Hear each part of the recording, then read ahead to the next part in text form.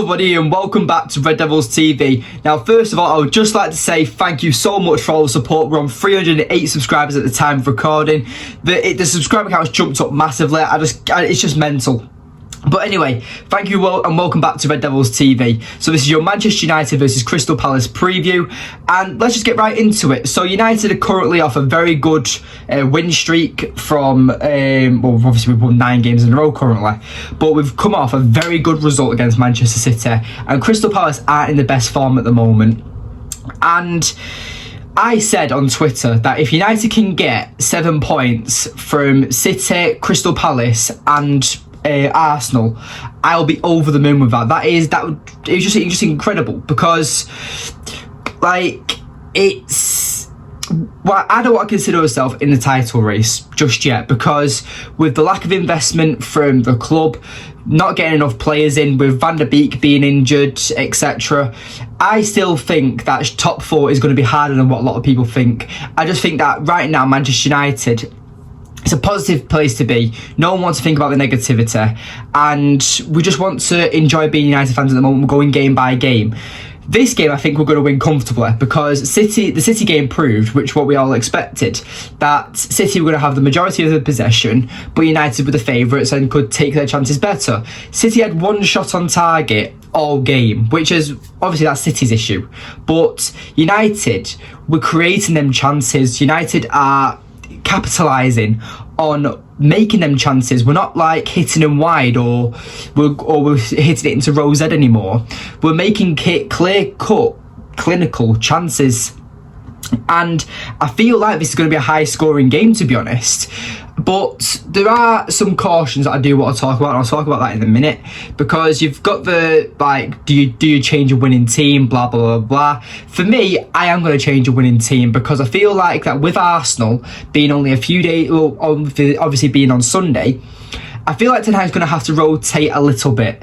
So for me, I'll tell you my starting 11 in a moment, my predicted starting 11. But first of all, I just want to talk about Casemiro. And he played amazingly against the derby. I thought he played really well. A bit sloppy in possession, but he played really well. He kept that. United won that midfield battle against Manchester City. So if we can beat the likes of Rodri, Bernardo Silva and De Bruyne in the midfield, then surely we can beat Crystal Palace's midfield. So, as I was saying, Casemiro is currently on 4 yellow cards. And if he gets a yellow card against Crystal Palace, then he's obviously suspended for the Arsenal game, which is going to be a bit of an issue, because the Arsenal game's already intimidating as it is, and I really don't want to risk that chance. So I would start Casemiro, and I will go through my starting 11 in a moment, but I would substitute him off within probably with like 30 minutes, 40 minutes to go, because I feel like that Casemiro is just crucial to this United side at the moment, and when we don't have him, it just shows that he's not on the pitch, and it just shows how much we rely on him. So yeah, I want to also express my concern on Rashford. He didn't look right in the derby. Obviously he obviously had that injury at the end of the first half, and he scared everyone, me included. I thought he was coming off at half time, but he stayed until the full 90 minutes and got the winning goal. I don't think Rashford should start, and that's not because of his form or anything. That's just because I don't want to risk this injury. I want to just keep Rashford at bay, maybe bring him on with 15-20 minutes to go if we need a goal, which I hardly doubt, because I feel like United are going to dominate this game in high possession, the majority of the chances. But I've got a friend at work who supports Crystal Palace, and he's worried about this game. He thinks that Crystal Palace just need to invest a load more in the club. The team's not good enough. He's worried about Zaha. He just moans and moans and moans at work. But no, and with Crystal Palace, I feel like what Vieira has built since he's been their manager, he's done really well. And obviously Crystal Palace were a relegation team before Vieira took over. Like, they were established as around in and out of the relegation format. But I feel like that right now they're a bit more secure than relegation. So I feel like that they're not a team you can take lightly, but they're also a team that do have their weaknesses. And for me, I do feel like United are going to dominate this game. I feel like we're going to win in high percent possession. I feel like I said, we're going to have a lot of shots on target. So I might as well just go on and talk about my starting 11. So for me, my starting 11 would be David De Gea, obviously. I would play Dalot, try it if he's fit. I would play Varane again. I would play Martinez over Shaw, and I would play Malasira at left back. Then I'll have Casemiro as my holding midfielder. I'll have Eriksen back as the midfielder, and I'll also have Bruno back as my midfielder. Then I will have Antony on the right, Weghorst in the middle, and Garnacho on the left. So let me know what you think of that lineup, because for me, I feel like that Weghorst, first of all, should start. I've not even mentioned Weghorst yet, because you want to, like, it's a nice game to ease your way into. And I feel like that Martial didn't have the best performances against Manchester City. He got subbed off at half time. So whether that's due to the fitness, whether that's due to he wasn't playing well enough in Erik Ten Hag's mind, that's up to Erik Ten Hag. But for me, I would definitely start with Weghorst. But Antony, I feel like you just need to play Antony every single game. We've got another really good right winger, obviously with the Sancho situation. And like I said, I would bench Rashford just to give him a bit of rest, because obviously we're going to need him on Sunday against Arsenal. And Garnacho, I feel like that he's going to be ready and raring to go, going against starting for Manchester United again, and he'll just be dead excited and pumped and wanting to score like he always does. So I will go for, Crystal Palace do have some threats. Obviously, they have like the likes of Zaha, what's their striker called? Edouard. I like Eze. They've got some good players, but I feel like it's their defence that lets them down. They need massive investment in the defence, as what my friend at at work has said. So yeah, I feel like that if United run at their defence and put them on the back foot constantly, they can't really play a back line. They like to try and keep teams at arm's length and try not to concede too many goals. But I feel like United are going to win this game 4-0. I feel like that United are just going to be oozing with confidence.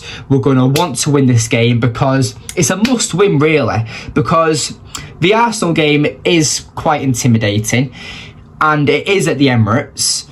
So, of course, it's going to be an intimidating fixture. So, if we can secure 3 points and then take a good game to Arsenal at weekend and get 7 points from our last 3, I will call that a success. Now, obviously, I do want to beat Arsenal because, obviously, I want to win every single game.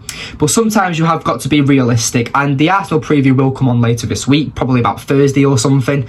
But, yeah, I do honestly think that United should just take the game to Crystal Palace, rest a few players like Anthony Martial, Shaw, Rashford, etc. And then you can bring off players as the game goes on if we're winning comfortably. That's just the way I would do it. Now, obviously, you can bring players like Fred on, you can bring players like McTominay on, you can bring players like Wan-Bissaka on, Maguire, Rashford and Martial, etc. Even Palestri if you want to give him a chance. So I do think that United are going to have a good game, and we're gonna. But I just hope that Ten Hag rotates a little bit, because I feel like that I would just rest Shaw, because Shaw is playing great at the moment. I wouldn't risk the yellow card with Casemiro, so I would take him off with probably about 55 minutes, 60 minutes into the game, and I would rest Rashford, because I just don't want to risk any more injuries. I don't want to risk suspensions, etc.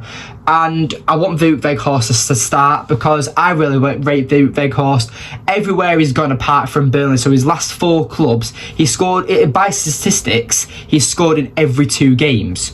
So, and they're teams that don't really do a lot of service. So if United, who have started creating a lot more chances in our system, Weghorst is going to love that. So I honestly do really want to see Weghorst start. Obviously, that's why he's in the thumbnail. But yeah, let me know what your thoughts are on this type of game. I'm not too keen or too not keen. I'm not too knowledgeable about Crystal Palace, but you know, I just feel like it will be an easy game. Obviously, I know their defence is a bit of a weakness in their current system, and Vieira is trying to fix that. But if their owners aren't giving them any investment, then surely it's a bad look on the owners and the fans probably. I mean, Alfie, I got my colleague, Alfie, my mate at work. He says that he doesn't blame Vieira, he doesn't blame the players. It's just like we haven't got good enough players. That's it. So yeah. The only defender that I really rate for Crystal Palace is Mitchell, the left back. But I think Alfie said that he's suspended or he's injured or something like that, or he's just come back from injury or suspension, whatever. So yeah, I do think that it's going to be a good game. I do think United are going to win comfortably 4-0. So yeah. Thank you for watching today's video. Please subscribe. We want to get to 500 subscribers if that's possible now. So we've done 100. We've from the last video we're on 150 subscribers. We're now on 308. That's just crazy. So anyway, thank you for watching today's video. Please remember to like, subscribe, comment, and share. And I'll see you in the next one. Goodbye.